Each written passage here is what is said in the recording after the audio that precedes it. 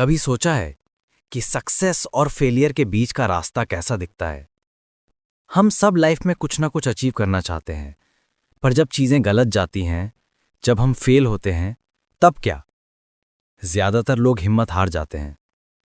लेकिन एक आदमी था जिसने अपनी लाइफ की सबसे बड़ी गलती को, सबसे बड़ी पब्लिक फेलियर को अपनी सबसे बड़ी ताकत बना लिया। ये रे डालियो की कहानी है और उनके प्रिंसिपल्स की। 1982। रे डालियो को पूरा यकीन था कि अमेरिकन इकोनॉमी क्रैश होने वाली है।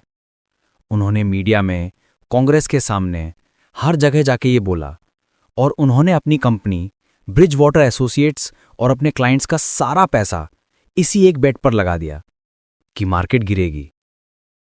पर मार्केट गिरी नहीं, मार्केट ऊपर चली गई, बहुत ऊपर। रे डालियो इतना गलत थे कि उन्हें अपनी कंपनी से सबको फायर करना पड़ा। उनके पास अपने एम्प्लॉइज को देने के लिए पैसे नहीं थे। एक टाइम पे उन्हें अपने फादर से $4,000 उधार लेने पड़े, सिर्फ फैमिली का खर्चा चलाने के लिए।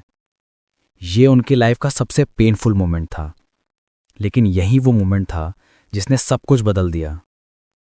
इस फेलियर ने उन्हें एक चीज सिखाई कि सच को एक्सेप्ट करना, चाहे वो कितना भी पेनफुल क्यों ना हो, सक्सेस के लिए सबसे जरूरी है।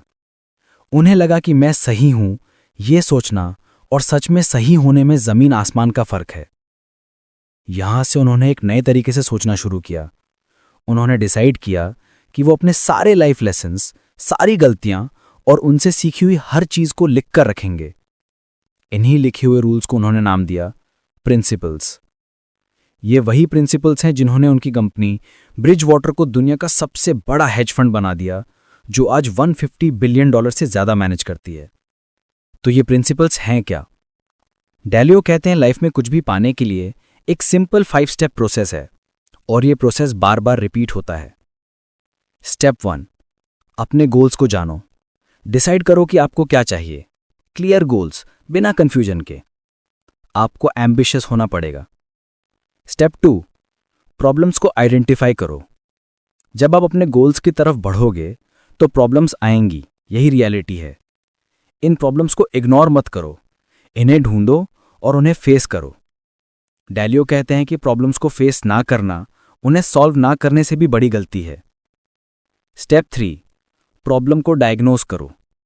प्रॉब्लम को ऊपर ऊपर से मत देखो, उसकी जड़ तक जाओ। रूट कॉज क्या है? ऐसा क्यों हो रहा है? क्या ये कोई कमी है नॉलेज की या स्किल की? क्या ये मेरी कोई पर्सनल वीकनेस है?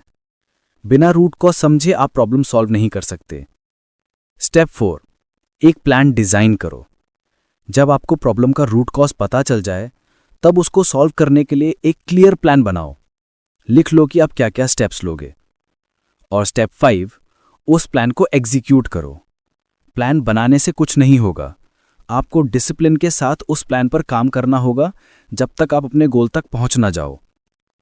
ये 5 स्टेप सुनने में बहुत सिंपल लगते हैं, पर डालियो कहते हैं कि 2 चीजें, 2 मेजर बैरियर्स हमें इस प्रोसेस को फॉलो करने से रोकती हैं।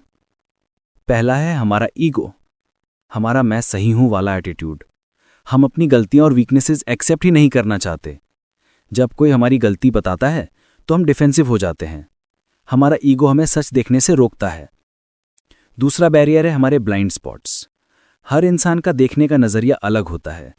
हम दुनिया को वैसे नहीं देखते जैसी वो है, हम दुनिया को वैसे देखते हैं जैसे हम हैं। इसका मतलब है कि हम सबके पास कुछ ना कुछ ब्लाइंड स्पॉट्स हैं, ऐसी चीजें जो हमें दिखाई ही नहीं देती पर दूसरों को साफ दिखती हैं। तो इन बैरियर्स को तोड़ें कैसे? डालियो ने इसके लिए अपनी कंपनी में एक कल्चर बनाया जिसे वो कहते हैं आइडिया मेरिटोक्रेसी। इसका मतलब है एक ऐसा एनवायरनमेंट जहां बेस्ट आइडिया जीतता है। फर्क नहीं पड़ता कि वो आइडिया कंपनी के सीईओ का है या एक इंटर्न का। और ये कल्चर चलता है 2 चीजों पर, रेडिकल ट्रुथ और रेडिकल ट्रांसपेरेंसी। रेडिकल ट्रुथ का मतलब है बिना फिल्टर के सच बोलना। अगर आपको लगता है कि आपका बॉस कोई गलत डिसीजन ले रहा है, तो आप उसे रेस्पेक्टफुली चैलेंज कर सकते हो। आपको ये डरने की जरूरत नहीं है कि इससे रिश्ते खराब होंगे, क्योंकि पर्पस पर्सनल अटैक करना नहीं, बल्कि बेस्ट पॉसिबल आउटकम तक पहुंचना है। रेडिकल ट्रांसपेरेंसी का मतलब है लगभग सब कुछ ओपन रखना। ब्रिज वाटर में ऑलमोस्ट सारी मीटिंग्स रिकॉर्ड होती हैं, ताकि कोई भी उन्हें बाद में देख सके और समझ सके कि डिसीजंस कैसे लिए गए। ये सुनने में अजीब लग सकता है, पर इससे पॉलिटिक्स कम होती है और ट्रस्ट बढ़ता है। इस सिस्टम का एक और इम्पॉर्टेंट हिस्सा है बिलीवेबिलिटी वेटेड डिसीजन मेकिंग। मतलब हर किसी का ओपिनियन बराबर नहीं होता। जिस इंसान के पास उस पर्टिकुलर टॉपिक में ज़्यादा एक्सपीरियंस है, जिसने उस एरिया में बार बार सक्सेस हासिल की है, उसके ओपिनियन को ज़्यादा वेटेज दी जाती है। ये सब इसलिए है ताकि डिसीजंस ईगो या ओपिनियन पर नहीं, बल्कि एविडेंस और डेटा पर लिए जाएं।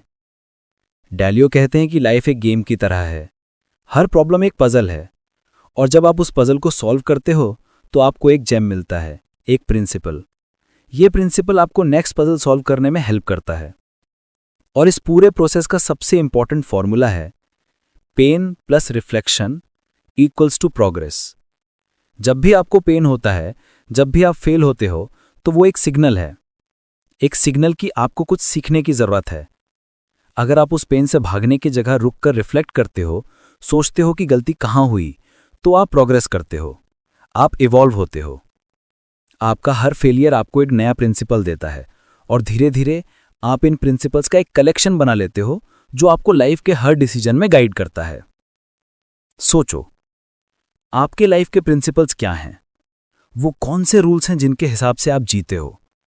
क्या आपने कभी अपनी सबसे बड़ी गलतियों से सीखकर उन्हें लिखा है? शायद अब टाइम आ गया है अपने प्रिंसिपल्स को डिफाइन करने का, क्योंकि अंत में हमारी लाइफ की क्वालिटी इस बात पर डिपेंड करती है कि हमारे डिसीजंस की क्वालिटी कैसी है। और अच्छे डिसीजंस अच्छे प्रिंसिपल्स से आते हैं।